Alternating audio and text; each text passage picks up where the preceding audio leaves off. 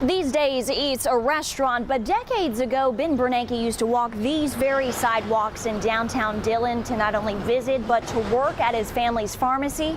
His visits may not be as frequent these days, but his legacy lives on. He excelled in just about everything he did. When it came to school, Ben Bernanke's Uncle Mort tells us he was always ahead of the curve. I remember when he was in the first grade. He didn't last there but 2 weeks.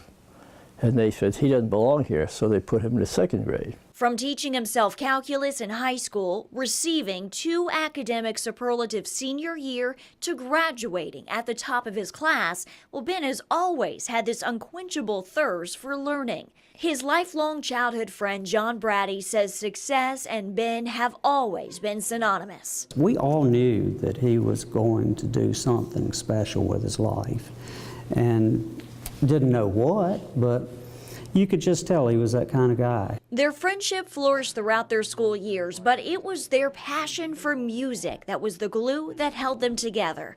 While John fancied the trumpet, Ben was more sax guy. We kind of started a little separate rock and roll band that we were even afraid to tell the band director about. And we practiced in somebody's home, and the group never had a name. After graduation, Ben went off to study at Harvard and later MIT. His career really started taking off when he became an economic advisor to former President George W. Bush. And when Federal Reserve Chair Alan Greenspan stepped down, Ben was nominated to take over. Remember that it's probably one of the most powerful positions in the country or even in the world. It proved to be a powerful job with a crippling responsibility. And I think he was the right man for the job when everything crashed in 2006. We were one tick away from a depression, and his background and his graduate studies were on the Great Depression. And I think it gave him a unique perspective. Not everybody agreed with the decisions that he made. Sure. But it pulled us back from the brink. Is that strange for you? Yes, it is.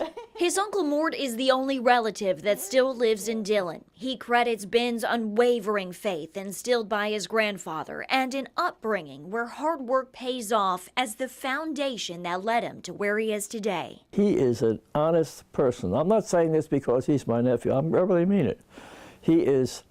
He's not interested in politics. He doesn't want anything to do with politics. He knows that they control a lot of stuff. But he's just interested in the good of the people. It's so great to have somebody like Ben from a small town, and it shows that anybody can rise up from anywhere and do things if they set their mind to it. Now, one thing we're going to have to wait and see is if Ben decides that he's going to retire as the Federal Reserve Chair, because his second term is actually up in January. Reporting tonight in your community of Dillon, I'm Heather Biance for WMBF News.